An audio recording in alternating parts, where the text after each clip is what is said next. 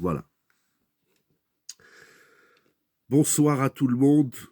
Rosh Chodesh Mevorach, un nouveau Sefer, Vaïkra, une nouvelle saison de l'année, Aviv, le printemps, un nouveau mois. Bezrat Hashem, qu'on n'entende que des bonnes nouvelles, l'Anou, le Chol Israël.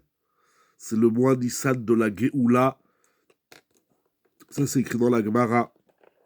Nissan Atidim le Igaël. C'est durant le mois de Nissan que nous allons connaître la Géoula. Et nous espérons, Bezrat Hashem, la Géoula, à tous les niveaux, dans le sens le plus large, pour nous et pour tout Israël. La Géoula, Shelema, Bezrat Hashem. Le livre de Vaïkra, cette nouvelle saison, cette nouvelle paracha, ce nouveau Sefer, ce nouveau mois, comment on entame une nouvelle dimension de la vie. Vaïkra el Moshe, Vaïdaber Hashem elav meoel moed les morts. Il appela Moshe et Hachem lui a parlé depuis le Ohel Moed, le tabernacle, pour lui dire. Et dans la paracha de Vaïkra, la Torah va parler des korbanot, des sacrifices. Tous les différents types de sacrifices et dans quelles conditions on amène un korban et dans quelles circonstances on amène un korban. Vaïkra. Ce verbe Vaïkra, qui veut dire il l'a appelé, au Pshat Pashout, c'est Dieu qui a appelé Moshe, c'est le mot qui ouvre cette nouvelle ère, cette nouvelle dimension de la Torah et donc de l'être. Vaïkra. Il dit Rashi, le premier Rashi de Vaïkra, Lachon Chiba, appeler, le verbe appeler en hébreu, kriya, avec Aleph, c'est un mot qui exprime l'amour. Hachem appelle Moshe avec amour. Il le chérit. Lachon Chiba. On commence une nouvelle page par l'amour, la Chiba. Lachon shemalaché asharet mishtamshim bo. C'est également le mot, le verbe qui est employé par les anges de service, les malaché asharet. Sheneemar, comme il est dit, vekarazé elze ve'amar. Ce verbe que nous disons plusieurs fois dans la journée, dans la Kdusha, dans la Chazara, et de même dans la Kdusha des Sidra, dans Uba Letzion, et de même dans le Yotzer. Vekarazé elze ve'amar. Les malachim, les malaché asharet, emploient ce terme. Donc, Vaïkra, c'est le verbe qui exprime l'amour, la chiba,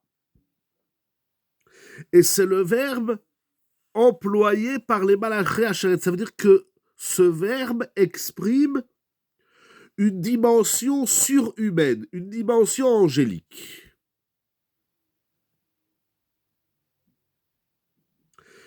Il poursuit Rashi, aval les nevié ou mot haolam. Mais lorsque Akadosh Baruch Hu s'adresse aux prophètes des nations, Nigla alehen belashon aray vetum'a.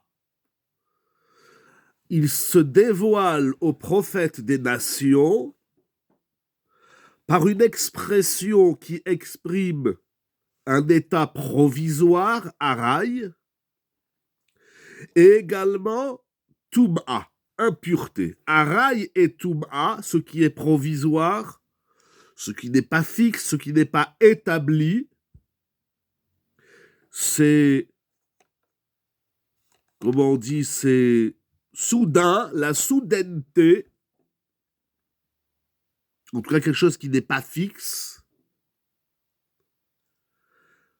exprime l'impureté. Le provisoire et l'impureté sont synonymes. Et Akadosh Baruch Hu, lorsqu'il s'adresse aux prophètes des nations, il ne va pas employer le verbe vaïkra, mais il va employer un verbe qui a une certaine ressemblance. Chez Nehemar, vaïkar Elohim el Bil'am, vaïkar. Donc nous avons deux verbes, vaïkra et vaïkar. Vaïkra, c'est Chiba et Malaché Asharet. C'est une dimension d'amour, d'intimité entre l'homme et Hachem, et l'opposé de vaïkra, c'est le verbe vaïkar, vav yud kuf resh, qui exprime un état provisoire et donc d'impureté. Lorsque Hachem il parle à Moshe, c'est vaïkra, et lorsqu'il parle à Bil'am, c'est vaïkar, vaïkar de Mikré, Kéri. Comme d'ailleurs c'est écrit à la fin du livre de Vaïkra dans Bechukotai, Ve'alartem imi bekeri. Dieu se plaint que nous, les humains, le Ham Israël, on s'adresse à lui, à Hachem, par l'expression du provisoire et de l'impureté qui s'appelle le Kéri. Qu'est-ce que ça veut dire tout ça? Je voudrais étudier avec vous, pour commencer,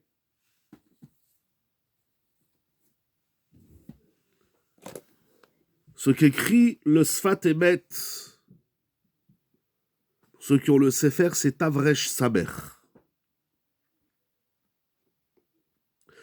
Il nous dit le Sfat Emet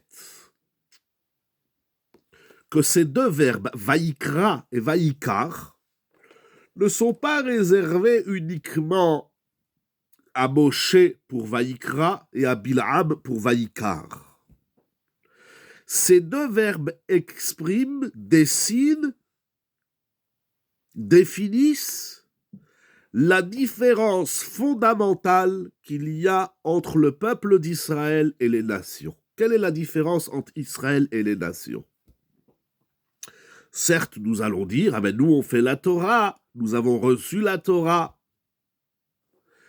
Et les peuples, les nations ont refusé la Torah. Mais comme j'ai déjà rappelé, à la fin de Bechukotai, à la fin du livre de Vaïkra, Akadosh Baruch Hu, il se plaint et il dit, vous faites la Torah comme les goïms. Mais les goïms, ils ne font pas la Torah. Je veux dire quelque chose d'extrêmement grave. Il y a deux façons de faire la Torah.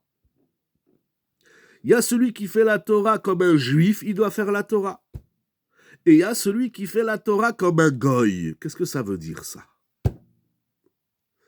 Puisque vaïkar, keri, mikré, c'est le verbe des goyim, Hachem il dit ne faites pas la Torah en keri, en mikré, en vaïkar. Qu'est-ce que ça veut dire faire la Torah en vaïkra et en mikré? Déjà Rashi nous dit, vaïkra, c'est l'opposé de keri, de vaïkar. Donc vaïkra, c'est faire la Torah par amour, chiba. Chaque fois que tu fais une mitzvah et tu dis « Oh là là, je m'en serais bien passé », tu es dans la notion goy, on va dire des nations, quand tu fais la Torah. Un juif, il fait la Torah pas en mikré, pas en provisoire et pas en toum'a. C'est quoi une Torah provisoire et une Torah impure? Vous allez essayer de voir. Un juif, il fait la Torah et les mitzvot en chiba et en malaché hacharet. Quand tu fais la Torah, elle doit être l'expression de l'amour et d'une dimension des Malaché Hacharet. Qu'est-ce que ça veut dire? Il dit le Sfat Emet.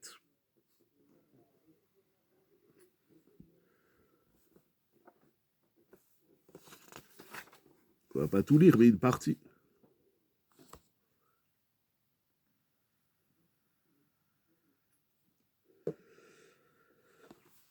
Voilà. Il va dire beaucoup de choses, mais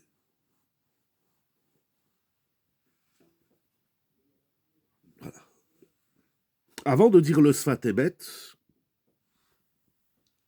c'est-à-dire déjà le premier point du Sfat Emet, c'est de comprendre la différence. Le livre de Vaïkra ouvre en pointant du doigt la différence entre Israël et les nations. Elle se trouve où? On a quoi de particulier le Ham Israël? Ça, c'est le premier point. Justement, dans ce passouk de Bechukotai qui dit vous marchez avec moi en Kéri, il dit Rashi Araï, provisoire. Sheno Elal Liprakim. Vous faites la Torah par à-coup, par occasion. Vous ne faites pas la Torah de façon stable.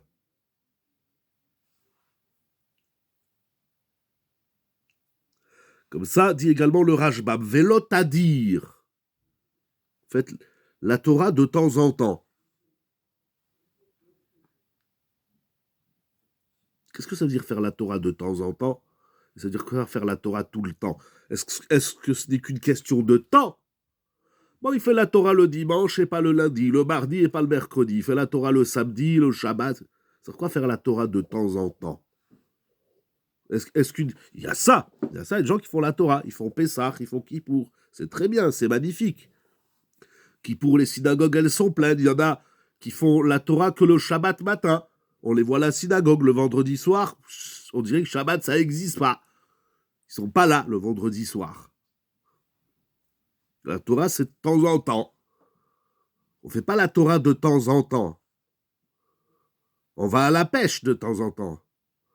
La Torah à la carte aussi. Voilà, la Torah à la carte. De temps en temps.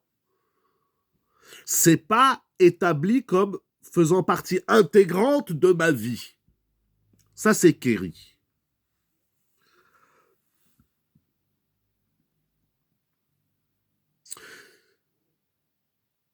Le Sfat Emet, il va nous aider à réfléchir. C'est quoi le problème? C'est quoi le problème de faire la Torah de temps en temps? De façon provisoire, qui est donc Toum'a, qui est Kéri. C'est très grave, parce que la paracha de Bechukotai, il dit celui qui fait la Torah de temps en temps. Alors la Torah, là-bas, elle annonce des choses qui sont graves. On n'est pas juif de temps en temps, ça ne veut rien dire. C'est très grave, très grave. C'est quoi? C'est quoi faire la Torah de façon établie, posée, structurée? C'est quoi ça? C'est quoi la différence? Ah ben je fais la Torah quand je peux, de temps en temps.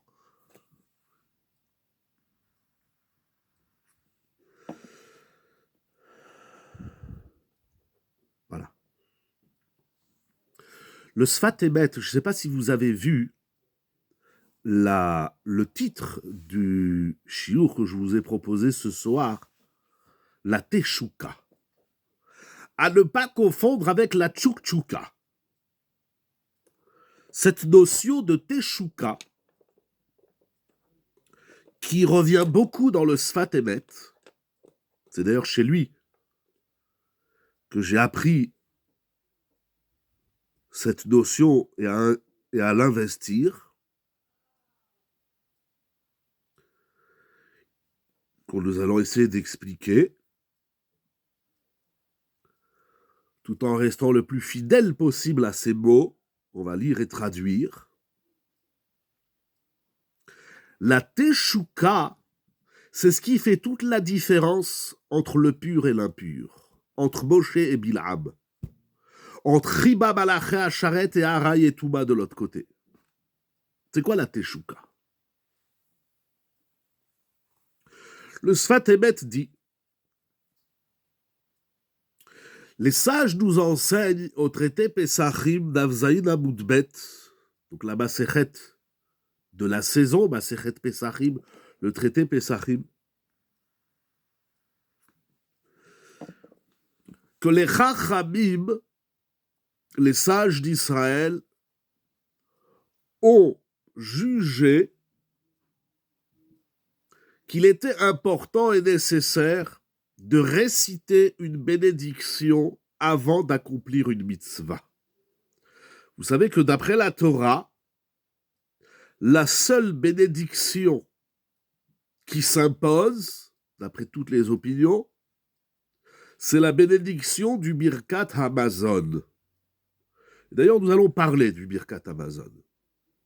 Ça veut dire que la Torah, elle dit, après que tu as mangé du pain, pour une quantité minimale de 56 grammes kabetza, ve'achalta ve'savarta uverarta et Hashem Elokecha, comme on dit dans la deuxième bénédiction du Birkat Hamazon.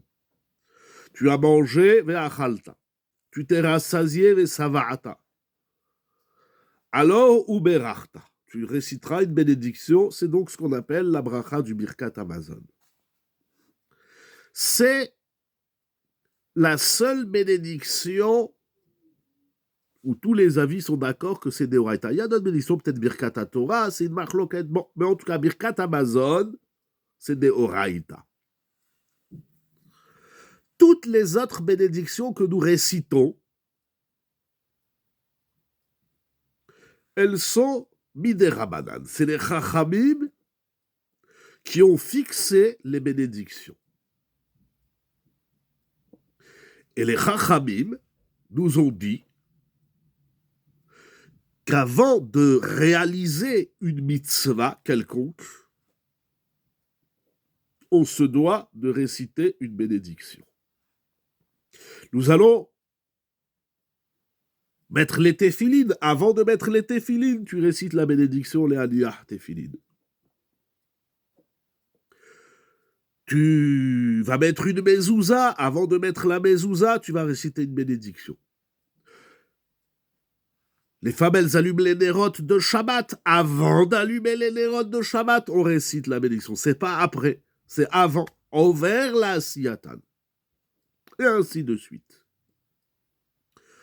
Pourquoi les Chachamim ont fixé de réciter une mitzvah? Je prends les tefilines, je vais les mettre, je suis dans l'action de la mitzvah. Les Chachamim, ils ont dit non. Avant de mettre les tefilines, avant de nouer, avant de serrer, avant d'allumer les nérotes, avant de manger la matzah, etc., tu récites une bénédiction. Quel est le sens des bénédictions qu'on récite avant de réaliser un commandement de la Torah?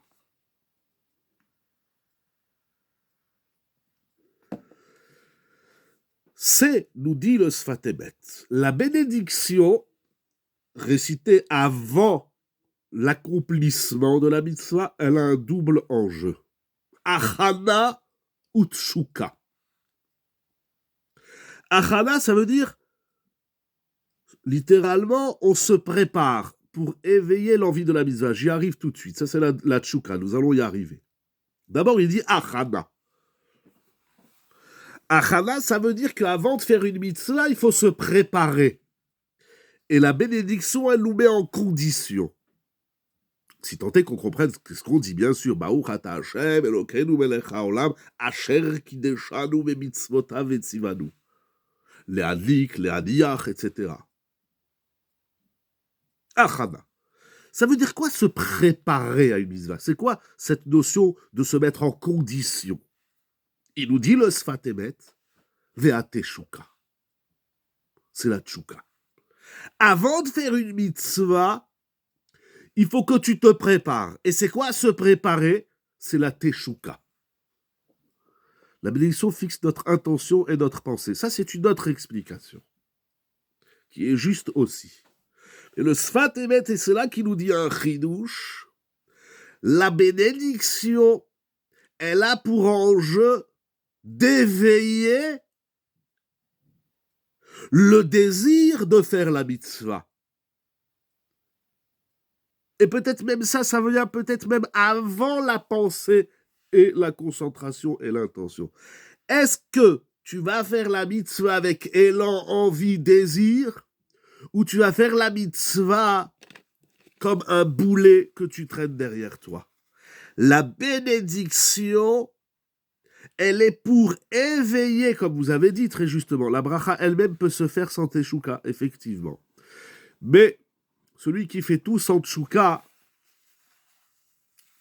faire la mitzvah sans teshuka, c'est un problème.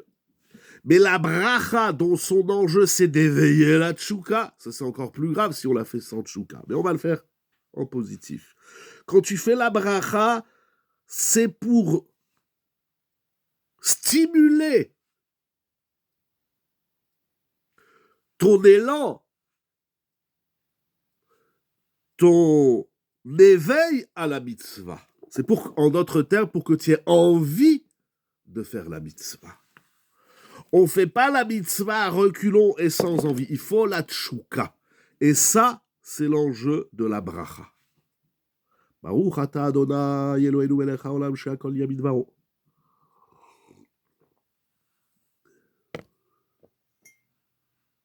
C'est déjà énorme ce que dit le Sfat Emet. Mais il continue. Pourquoi l'action ne suffit pas? C'est pas que l'action ne suffit pas. C'est dans quel contexte, de quelle façon. Parce que la différence, c'est que l'action, elle est physique et mécanique. Et il n'y a rien de personnel. On n'a pas intégré, on n'a pas sublimé, on n'a pas transcendé la mitzvah. On n'est pas des robots, comme il dira Volbé. On n'est pas une religion. On n'est pas un dogme. La Torah, c'est pas faire ou ne pas faire des choses. Ça, c'est pas la Torah.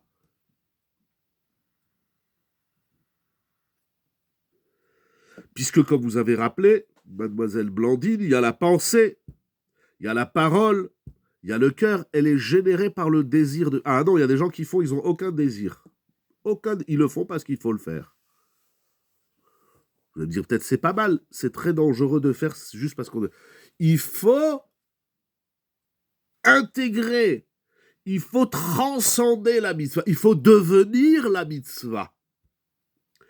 Comme il a dit David Amelech, Va'ani tefila. David Amelech, il faisait pas la prière. David Amelech, il devenait la prière. Parce que la prière est le substitut au sacrifice. Quand tu manges la matzah, tu dois devenir la matzah. Quand on rentre dans la soukha, on devient la soukha.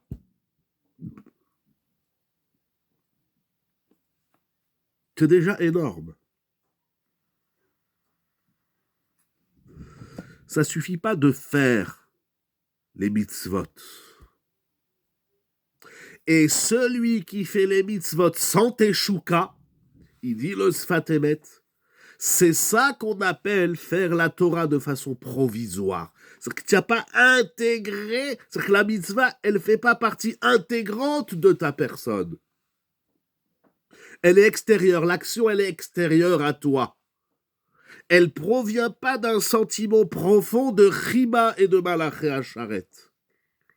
Elle ne provient pas d'un élan d'amour et d'une dimension de Malaché Hacharet. On doit faire une mitzvah en se surpassant. C'est pas un homme qui fait une mitzvah. Ça, c'est l'enjeu des brachot. C'est pour éveiller le désir de faire ce que Hachem nous ordonne de faire. Et regardez, et ça va répondre à votre question, Madame Tsipora. Il dit le Sfat Emet, comprenons bien. Achana ve'atshuka kodem asiyat hamitzvah mit'ale od yoter me'ikar hamitzvah. Nora vayom, ce qu'il dit. Et cette préparation qui éveille le désir de faire la mitzvah est plus grand que l'action de la mitzvah elle-même. La mitzvah, l'action de la mitzvah qui a toute son importance, bien évidemment. Parce que celui qui a le désir et qui ne fait pas, ça ne sert à rien. Mais lorsqu'on fait une mitzvah, avec teshuka, eh bien la teshuka de la mitzvah est supérieure à l'action de la mitzvah.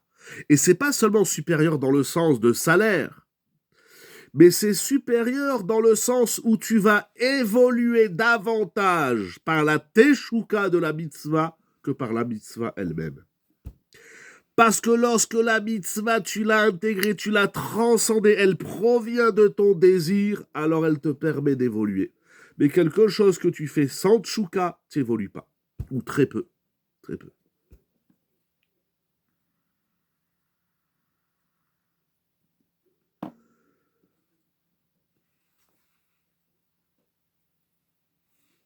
Le Sfat Emet va élargir ce discours, mais fondamentalement, il dit c'est ça la différence entre Moshe et Bilham, entre Vayikra et Vayikar.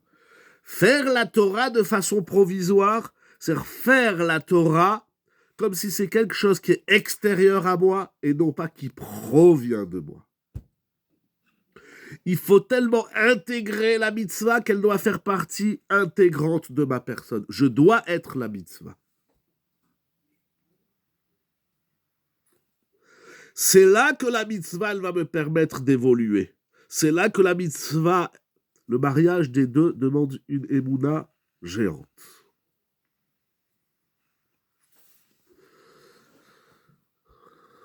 Ah. Deux questions. Madame Tsipora et Monsieur Meyer. Madame Tsipora, vous dites qu'il faut une grande émouna. C'est vrai, il faut une grande émouna. Mais il faut également, mais je vais vous dire, vous savez c'est quoi la émouna qu'il faut?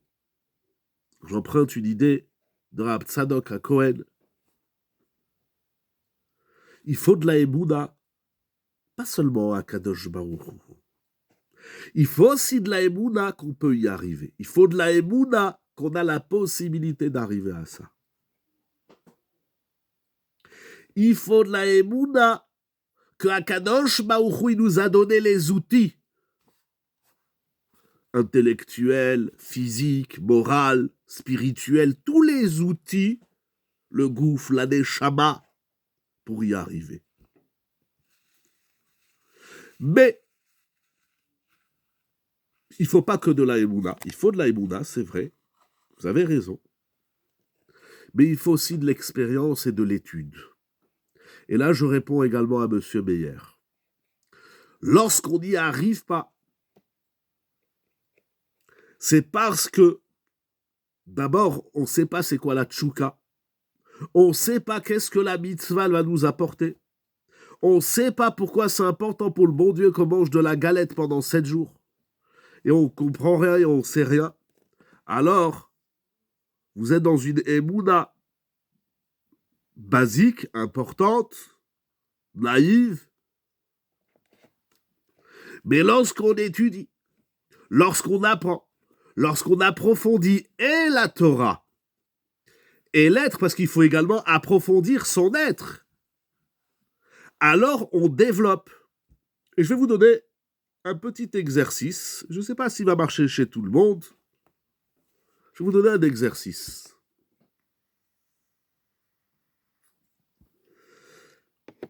Il y a dans la vie de tous les jours, de tout un chacun, sur chaque mitzvah, c'est un challenge surhumain. Oui, c'est Malaché Hacharet. C'est ça, Malaché Hacharet. Hachem, il veut qu'on surpasse l'humain, que nous sommes nous-mêmes. On a en nous, dans les mots d'aujourd'hui, on dirait un atome ou un gène qui s'appelle Malaché Hacharet, les anges de service. Mais regardez, permettez-moi, regardez. Dans la vie, laissons la Torah pour l'instant de côté. Dans la vie, prenez votre vie de tous les jours. Vous vous levez le matin, Baruch Hashem, vous couchez le soir, vous travaillez la journée, vous avez des occupations familiales, professionnelles, etc., etc. Dans tout ce qu'on fait dans la journée, et dans la vie en général, il y a des choses qu'on fait avec élan, avec tchouka. Il y a des choses qu'on fait sans tchouka. Quand ta femme, elle te demande « Est-ce que tu peux m'aider à faire la vaisselle, à coucher les enfants, à faire leurs devoirs, à aller jeter la poubelle, à aller le d'abat », ça, pas beaucoup ils le font avec tchouka. Il y a des choses, si vous aimez le football, quand vous regardez un match de football, de tennis, ou peut-être dans vos occupations professionnelles, il y a des gens qui aiment ce qu'ils font au bureau. Il y en a, ils n'aiment pas, ils vont parce qu'il faut travailler, il faut ramener de l'argent. Il y a des gens qui sont passionnés. Voilà, je cherchais le mot. La tchouka, c'est la passion. Analysez, quand vous aurez le temps et envie, pourquoi certaines choses, nous les faisons avec passion et d'autres, nous les faisons à reculons. C'est quoi la différence? Pourquoi ça, quand tu fais ça, waouh, tu es en plein dedans. On ne peut pas te parler. Tu es concentré. Là, tu amènes la kavana. Tout à fait. Comme vous dites, Madame Okra, c'est le lien à soi. Quoi, c'est le lien à soi? Pourquoi il y a des choses, des activités, même du quotidien, que nous faisons, que nous réalisons avec passion, et il y a des activités que nous réalisons sans aucune passion, avec une froideur, parce que Vaïkar, c'est micré, ça vient de car, froid, il n'y a aucune chaleur, il n'y a aucun bouillonnement de l'être. L'être, il est froid, on a l'impression qu'il sort du congélateur. Analysons. Après que nous aurons analysé, alors on va transférer ce phénomène dans la Torah. Et plus encore, mais ça commence déjà par ce travail, par cet exercice. Ça, c'est l'exercice numéro 1. Après, c'est sur 100 limoud, si on n'étudie pas, si on... Mais nous allons voir encore une solution. On va avancer dans l'idée, on va voir. Il faut éveiller la passion, et la passion de la mitzvah. Vous avez traduit, Madame Mokara Tchouka, par désir. Moi, je préfère traduire par passion. On doit être des passionnés de la Torah.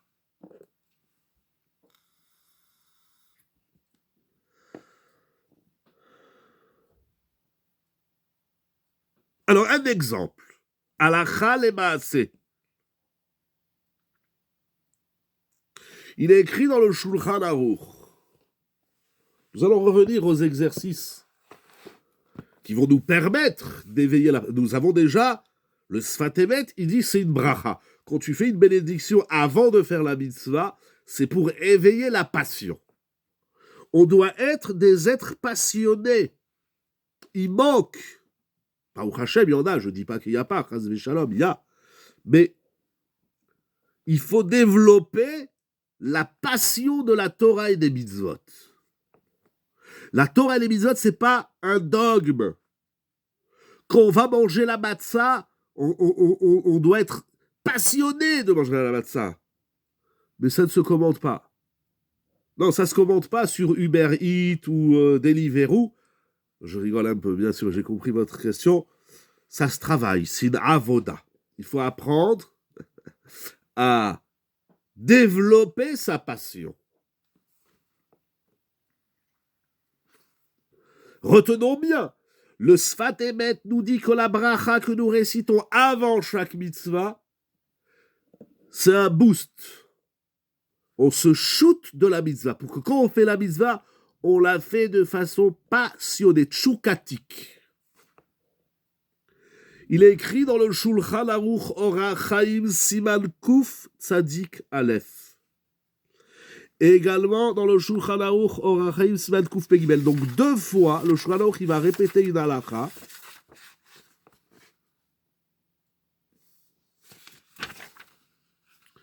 À propos de Birkat Hamazon. Donc nous avons dit la seule bracha qui est Deoraita, de façon établie, pour tout le monde est d'accord sur ça, c'est le Birkat Hamazon.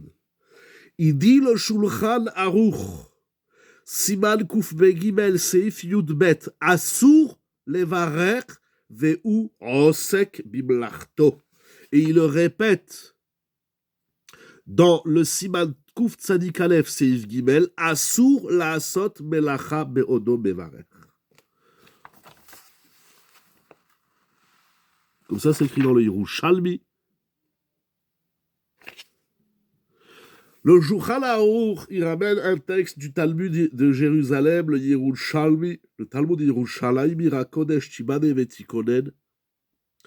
Il est assour, interdit, assour, de s'entretenir à une quelconque activité lorsqu'on fait le Birkat Hamazon.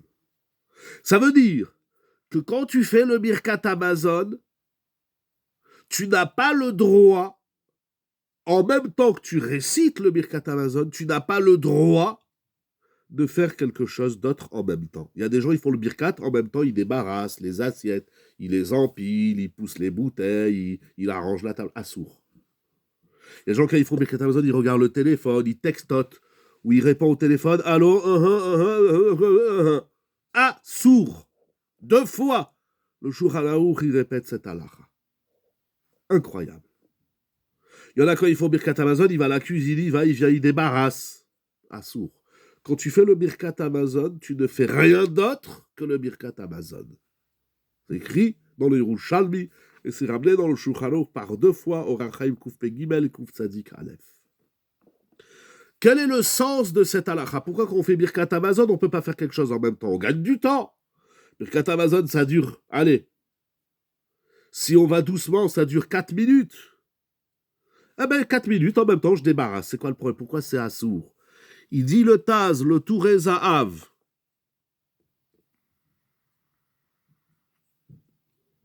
Je cherche le texte, voilà.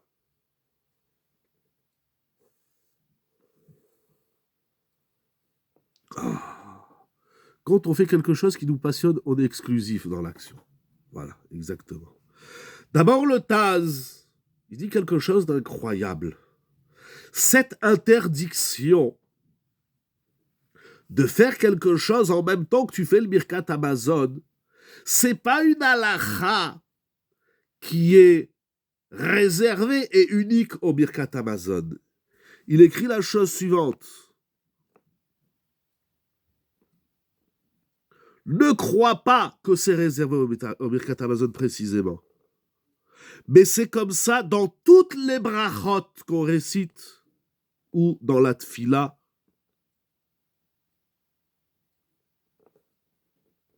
Toute bénédiction. Tu es en train de dire Asher Yatzar, tu sors des toilettes. Tu dis les brachot du matin. Il y en a quand ils font les brachot du matin, en même temps ils se préparent le café. Il y en a quand il fait la tfila, il regarde son téléphone ou je ne sais pas qu'est-ce qu'il fait. Il conduit. Et la vadaï. Gam bechol mile de mitzvah lo ya'asok besicha acheret. בוודאי בכל המצוות לא יעשה אותם ועוסק בדבר אחר. Toute bénédiction, toute prière, toute action de mitzvah, elle doit connaître un temps exclusif à sa réalisation ou à sa prononciation. Ce n'est pas propre au Birkat Hamazon, c'est comme ça dans toutes les brachot et dans toutes les mitzvot. Pourquoi? Parce que si quand tu es en train de faire une mitzvah ou une bracha, en même temps tu fais autre chose, ça prouve que la mitzvah tu l'as fait comme vous avez dit mademoiselle Blandine tout à l'heure, ça prouve que tu l'as fait sans kavana. Ça prouve que tu n'as pas mis toute ta concentration dans la mitzvah, ça prouve que tu es ailleurs. Et ça prouve derech haray ou mikre que tu es en train de faire la mitzvah de façon provisoire. Et ça inclut dans le pasouk V'imtel chuimi bekeri. Incroyable.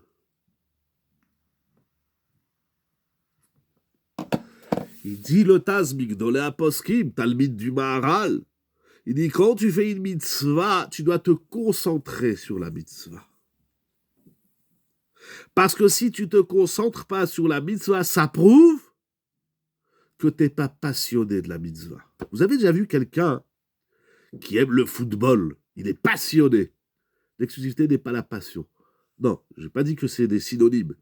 J'ai dit que la passion est exclusive. Quand on est passionné de quelque chose, on ne voit plus rien autour de soi. Imaginez, messieurs ou mesdames, il y a des dames qui aiment le football, c'est un exemple bien sûr, vous êtes passionné de football, il y a un match incroyable. Turin contre l'OM ou le PSG. Un grand match. Et votre femme, elle vous dit, j'arrive tout de suite, et votre femme, elle vous dit, tu sais quoi, en même temps que tu regardes le match, épluche des pommes de terre. On gagne du temps. C'est impossible.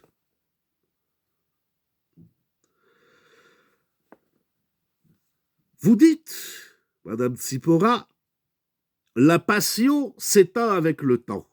Mais c'est pour ça que ça doit être tout le temps. C'est pour ça que chaque fois qu'on fait une mitzvah, il faut faire parce qu'il faut éveiller la passion. Il ne faut pas la laisser s'éteindre. Il ne faut pas la laisser s'évaporer. C'est une avoda. Comment on fait cette avoda? On a déjà donné un premier exercice, je vais vous en montrer un autre.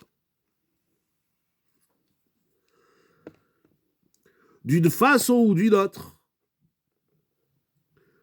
Birkat Hamazon, ou toutes les brachot qu'on fait, et toutes les mitzvot, nous dit le Taz, on doit les faire de façon complètement concentrée, donc passionnée, dans ce que nous sommes en train de faire, et de ce que nous sommes en train de réciter.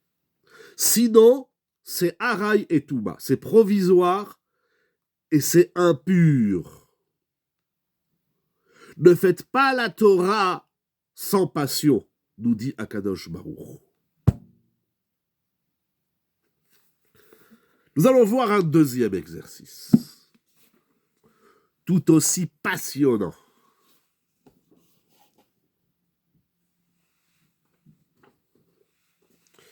Bezrat Hashem Idbarach, dans 15 jours, maintenant dans 14 jours, c'est la fête de Pessah.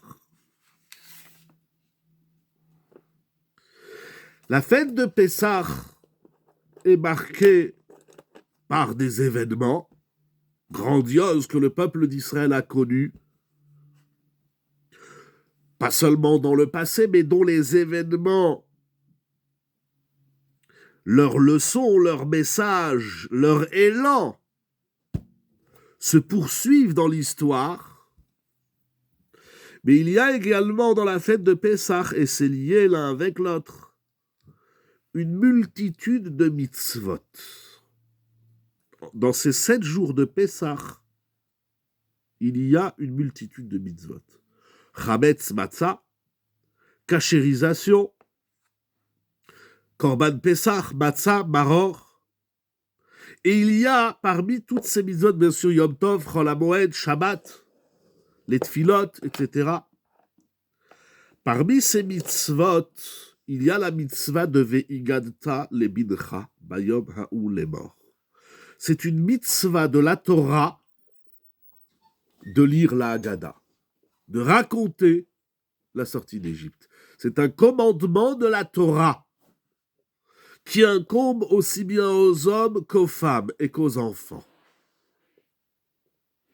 Il y a des gens, quand on lit la Haggadah et on la raconte, ils parlent, tiens, où tu as acheté tes chaussures? C'est écrit dans la Halacha.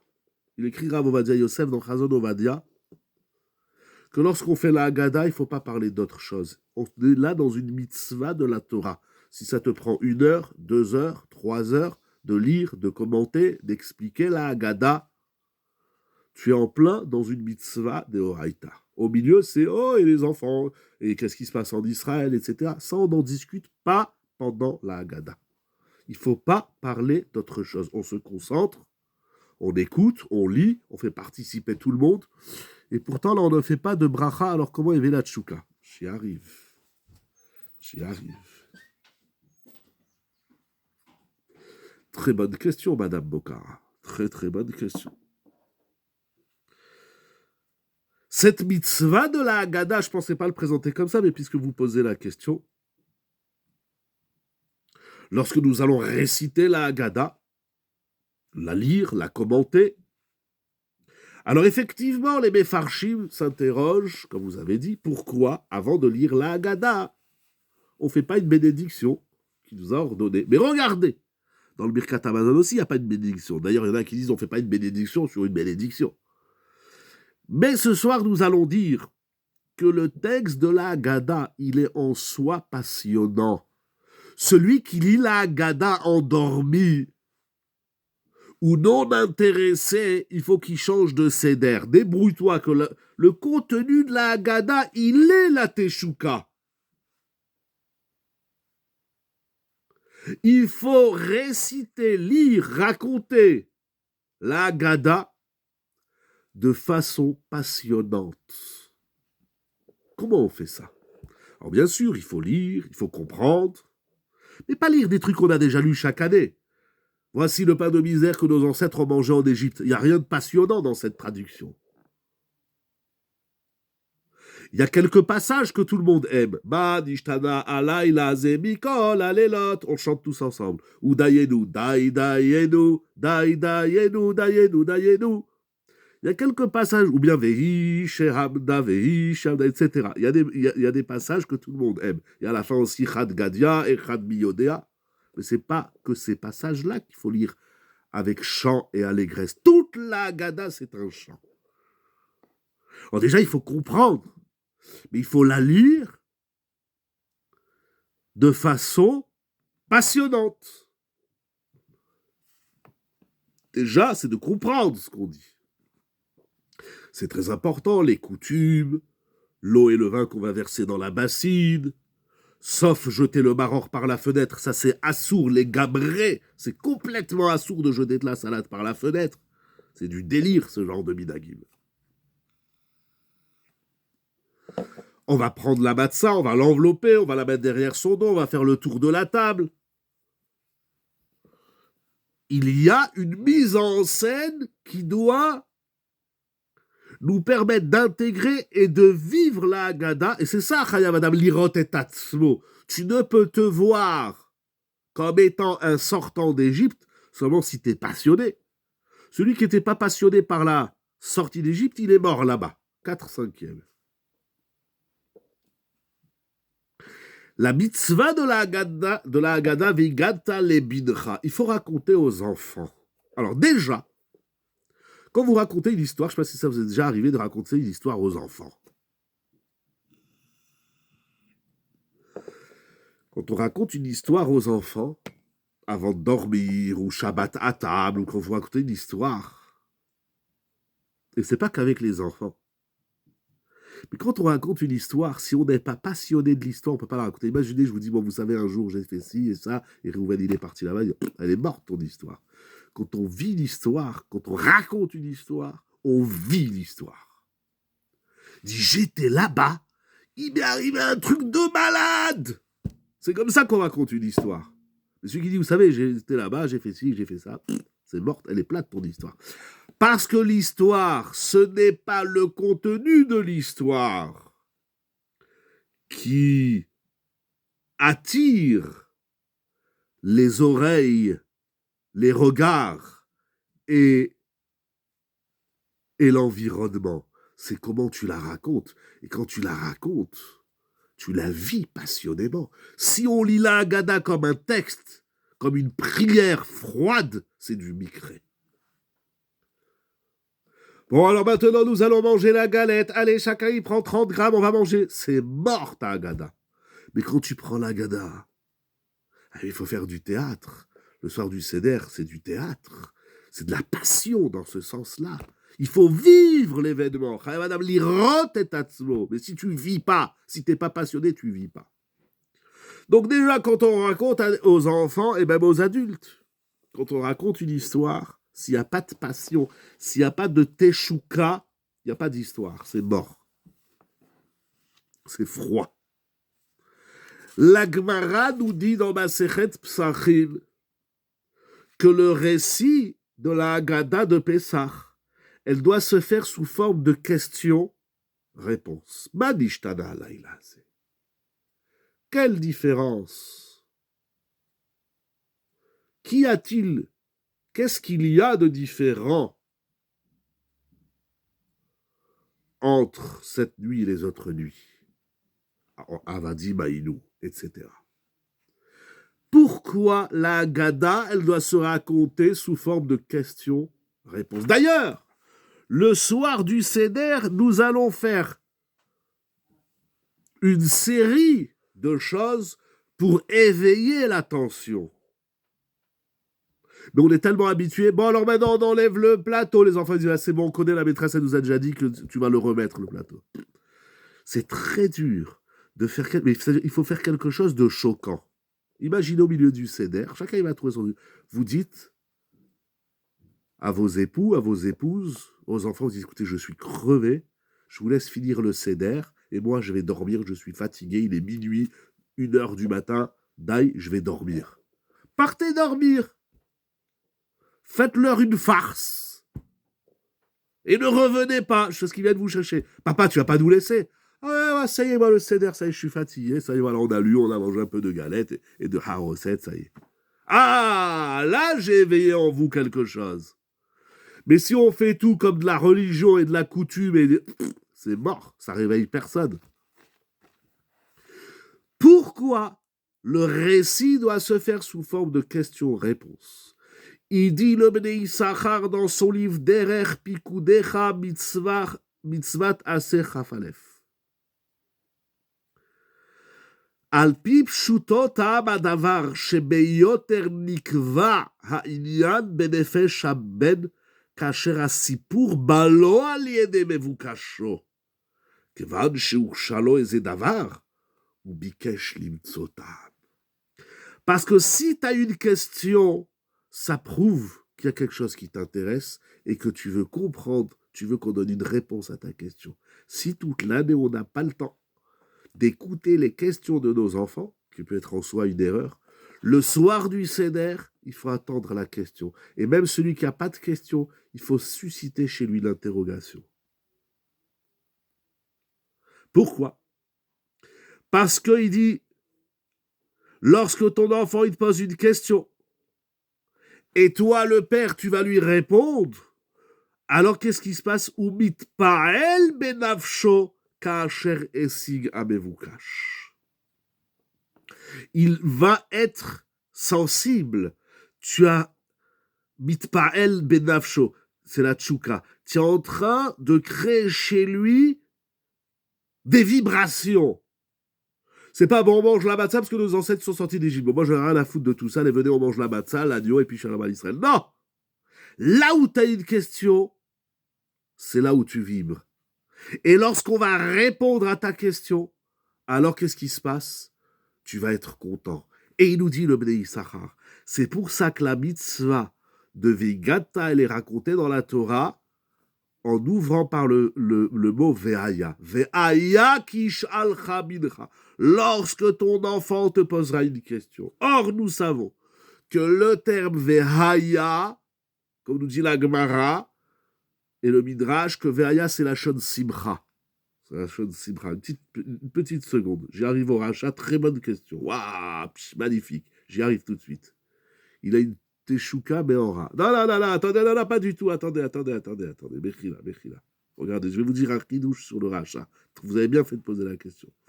Ve'aya, c'est la Shon Simcha. La plus grande Simcha, c'est le plus grand ta'anoug. Le plus grand plaisir, c'est lorsque on trouve une réponse à notre question. Pourquoi? Parce que par la réponse à ta question, nigva ha'inyan nafsho yoter, mima shigva ha'inyan lo beoda bilvad mibeli she'ela. Si je te donne une information alors que tu n'as pas la question, ça va pas s'ancrer dans ton cœur. Mais si je réponds à une question que tu as, alors, oui, la question, elle est là pour dire, tiens, ça bug. Là, il y a un truc qui me dérange. Ah, déjà, tu es en hit paralout. Déjà, tu es en mouvement. Tu n'es pas passif. Celui qui n'a pas de question. Vous savez, j'avais un Rav à la Yeshiva qui s'appelait Rav Saadia Benayon Alav Shalom. J'avais 13-14 ans. Un jour, il me dit, Emmanuel, tu as une question? Je lui dis, non, j'ai pas de question. Moi, la vie est belle, j'étudie, je suis à la Yeshiva, j'ai pas de question. Il m'a dit, c'est pas bien. Un juif, il doit toujours avoir une question dans sa poche. Parce que là où tu as une question, nous, souvent, les questions, on les vit comme des freins. Il y a un mur. Ah, mais quand tu vas trouver la réponse, alors, ça va vibrer. C'est ça la tchouka. Alors maintenant, vous dites le rachat. Regardez, je vais vous dire un grand chidouche. Peut-être que vous connaissez, mais là. D'abord, le rachat, on lui dit, si tu étais en Égypte, tu ne serais pas sorti. Vous connaissez la question. On n'est pas en Égypte, on est à Nice, à Yerushalayim, à Bnei-Brak, chacun là où il est. Donc je suis là. Qu'est-ce que tu dis au rachat si tu es... Mais maintenant, je suis là. Mais en vérité, c'est une question. Comment tu es là si tu es un rachat? Pourquoi tu es là? Pourquoi le rachat, il est là? Par quel mérite il est là? Il aurait dû mourir en Égypte, puisque les Bnei Israël Rechaïm, ils ne sont pas sortis d'Égypte. Le rachat, il n'est pas sorti d'Égypte. Alors comment ce rachat, il est là? Comment on peut avoir un rachat le soir du Seder? Un impie, un mécréant? Qu'est-ce qu'il fait là, le rachat? De quel droit il est sorti d'Égypte? Ça veut dire quoi si tu étais là-bas? Mais on n'est pas là-bas, on est ici. Oui, mais justement, tu t'es pas posé la question. Quel est le moyen qui a permis au rachat de sortir d'Égypte? Je vous pose la question. Comment un rachat, il attend une réponse, il attend qu'on lui éveille quelque chose. Ça veut dire quoi? Je ne vais pas le dire comme ça tout à fait. Le rachat, il a une question. Et la question, elle est libératrice. À partir du moment où tu te poses une question, alors, c'est que tu veux sortir de quelque chose. Ah, et d'ailleurs, le rachat, on ne va pas lui répondre. Pourquoi? Parce que la réponse, c'est celui qui nous permet de comprendre où on se situe. Pardon, c'est vrai. Mais je préfère être avec un tzaddik. Je préfère qu'un tzaddik qui me dit où je me situe. Pourquoi il faut un rachat? Parce que le rachat, et on l'a tous, d'ailleurs il le dit le Sfat Emet, les 4 enfants, c'est pas extérieur, c'est 4 dimensions dans l'être, il dit le Sfat Emet. Il y a un bout en toi qui s'appelle Chacham. L'homme, il est divisé en 4. Les goïms, ils disent en 2, bipolaire. Nous, on est quadrupolaire. On a 4 dimensions. Chacham, Racha, Tam et Lishon. Il y a un bout de toi qui est Chacham, il y a un bout de toi qui est Tam, il y a un bout de toi qui est Racha, il y a un bout de toi qui est Lishon. Et ce bout de toi qui te fait poser des questions, c'est lui qui te permet de sortir d'Égypte. Parce que si tu n'as pas de questions, t'es mort. Si tu n'as pas de questions, tu n'as pas de tchouka, tu n'as pas de passion, tu n'as pas d'élan.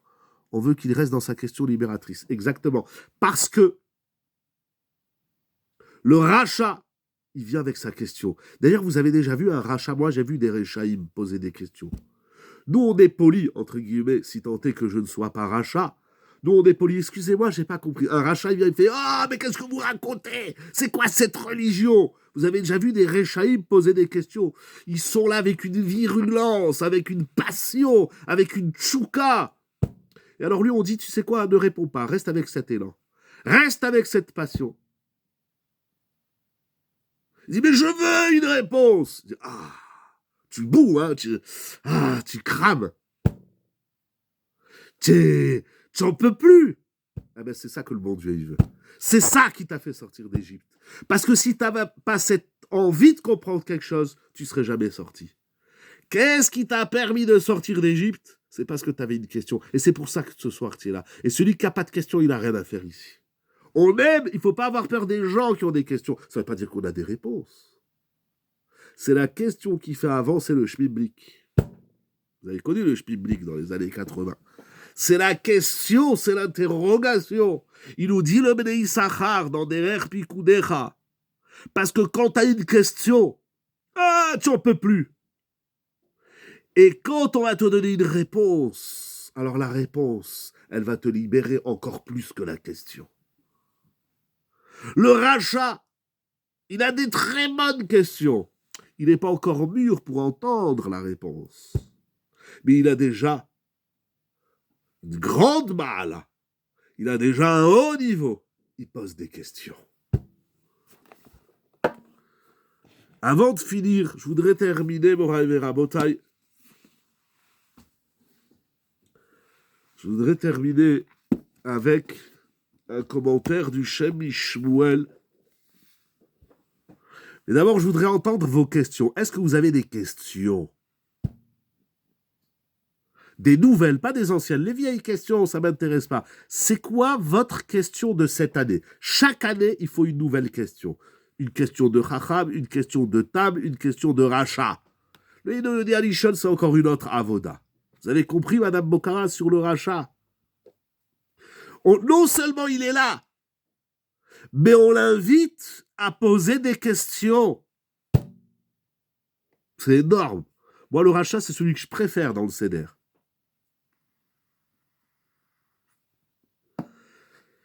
Quelle est votre nouvelle question de cette année?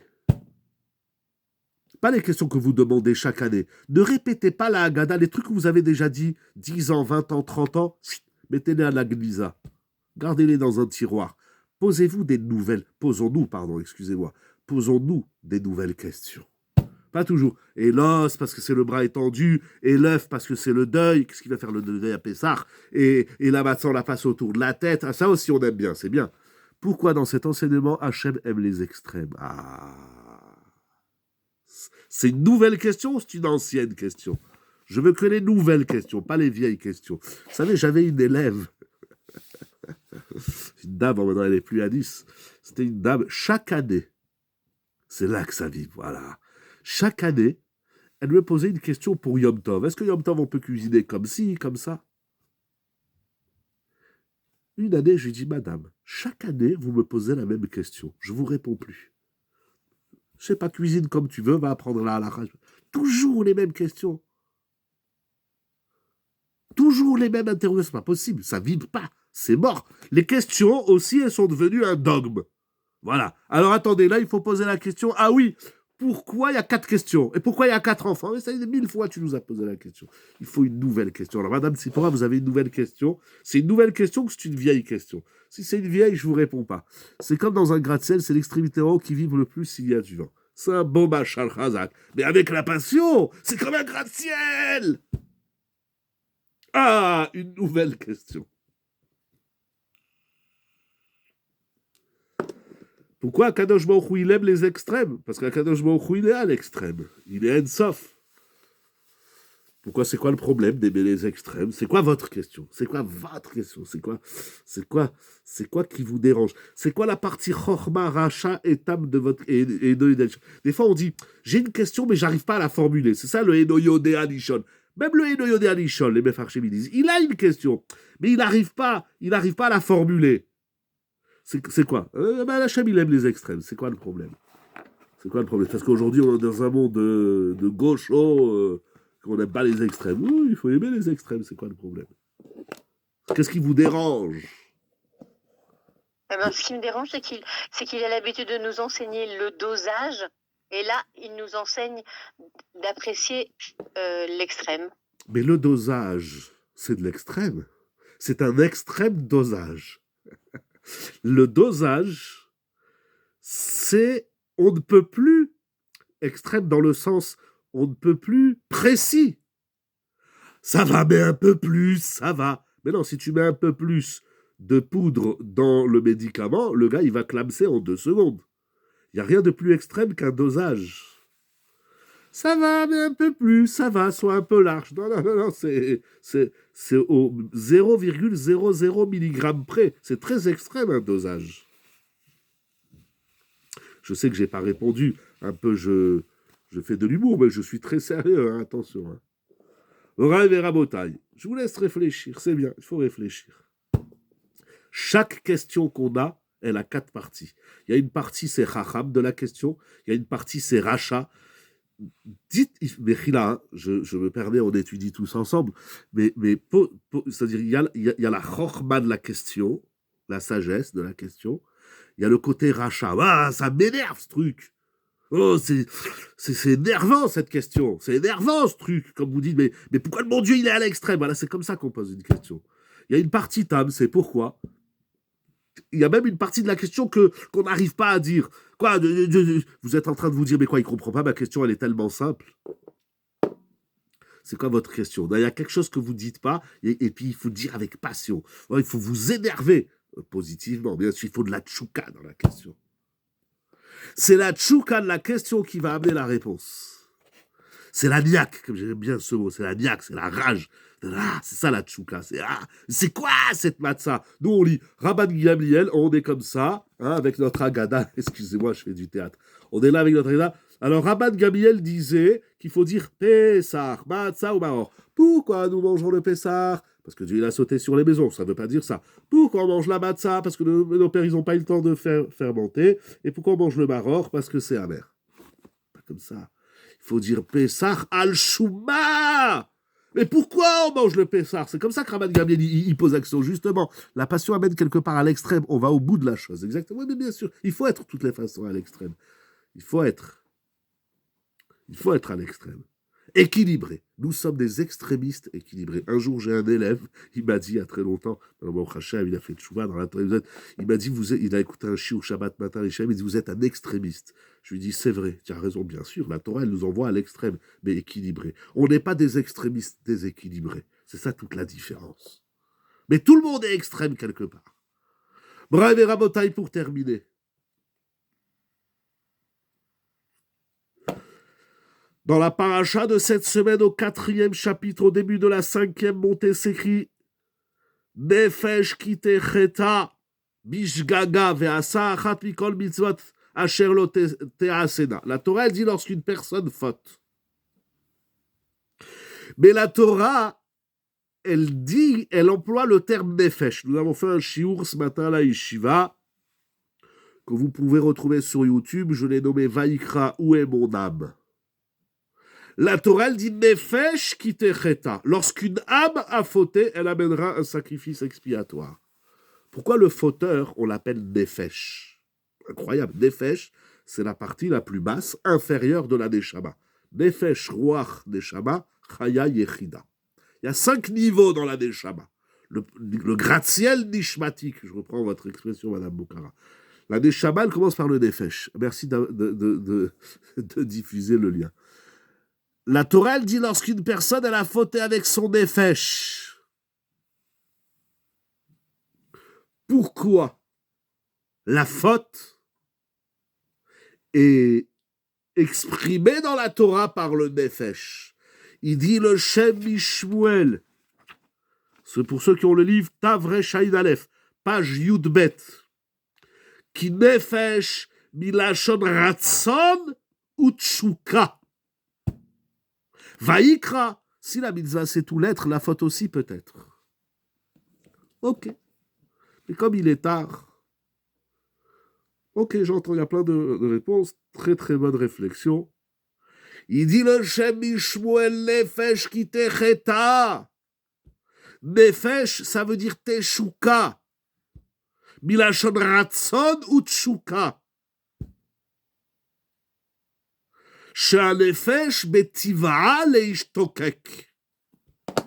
Donc ça veut dire, par rapport à la question de M. Meyer tout à l'heure, comment on fait? Eh bien, il faut se poser des questions, il faut susciter l'interrogation. La Torah, elle dit, tu as fait une avéra avec ton nefesh. C'est-à-dire quoi? Vous avez déjà vu quelqu'un qui fait une avéra sans passion?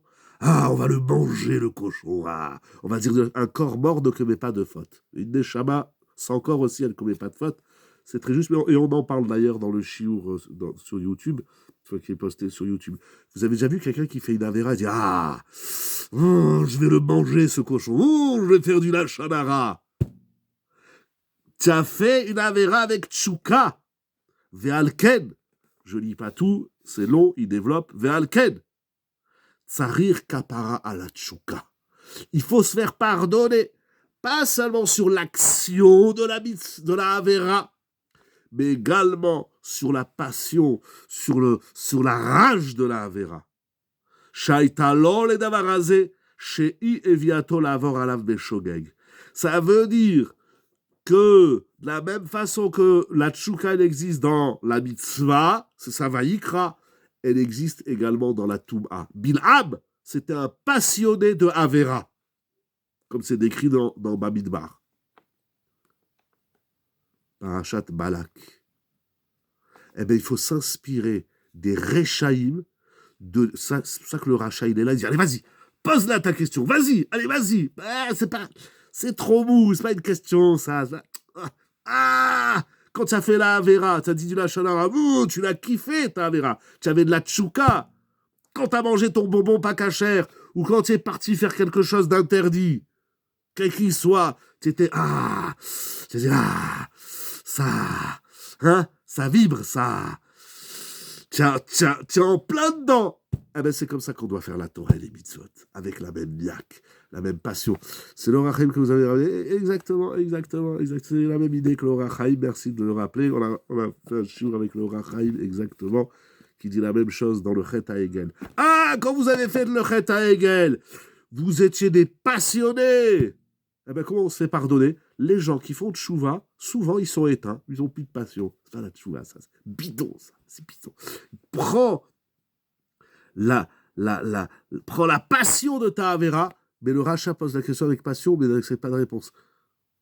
Vous savez pourquoi il n'accepte pas la réponse? Parce que nous, on lui répond, parce qu'on lui répond sans passion.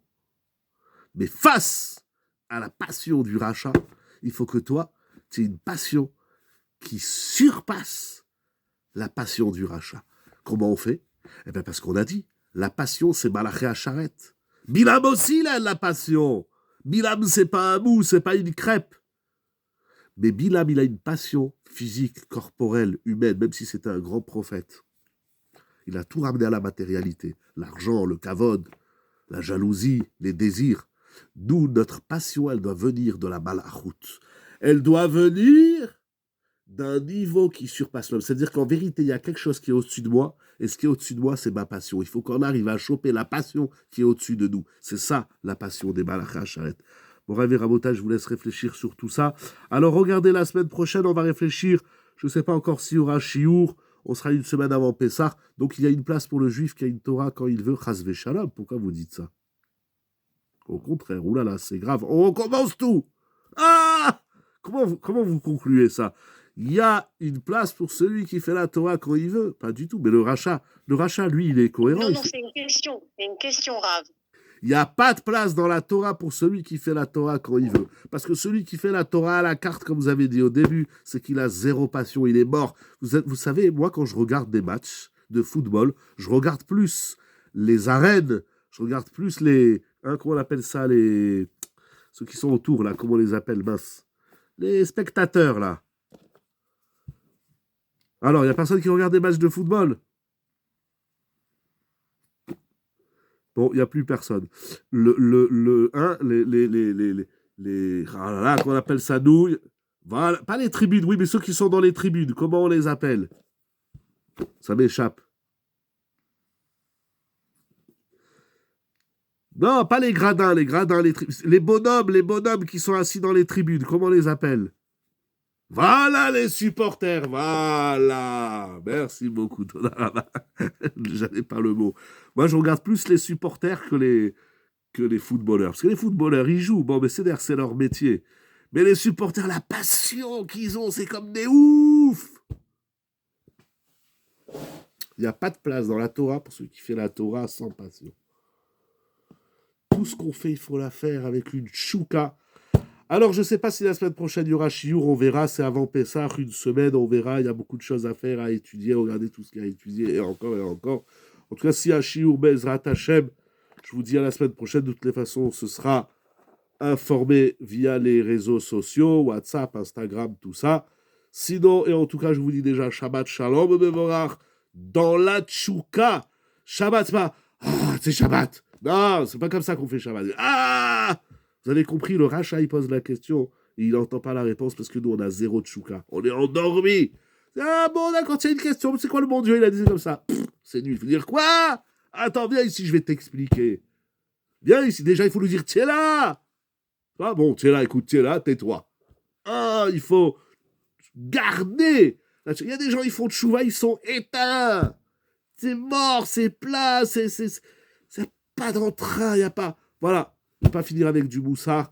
Voilà, mon Rabbi Rabotai, très chers amis, ce que je voulais partager avec vous ce soir. Le premier rachis de la paracha de Vaïkra, c'est ça la différence entre Moshe et Bilam. Les deux, c'est des passionnés. Mais un, c'est la passion du Malach Hacharet, l'autre, c'est la passion de l'humain. Le Sfat Emet qui nous dit que la tchouka, c'est plus important que l'action de la mitzvah. Et c'est ça le sens des brachot. Le Taz qui nous dit quand tu fais Birkat Amazon, tu dois être tellement passionné que tu ne peux pas faire autre chose. Le Béné Issachar qui dit il faut réveiller la tchouka de chacun et ça dort, Rabbi Rabotai. Le Ham Israël, il dort. Nous dormons. Il faut se réveiller le soir de Seder. On ne dort pas. On dort la journée, on se prépare, celui qui a le temps, celui qui n'a pas le temps, tant pis pour lui. Le soir du Seder, on doit être tellement passionné que ça doit durer un maximum 2 heures, 3 heures, 4 heures du matin. Et enfin, le Shem Mishmuel, il dit quand tu amènes un korban, il faut corriger la passion de la Havera et corriger la passion de la Havera. C'est-à-dire que tu prends la passion de la Havera et tu la mets dans la Torah.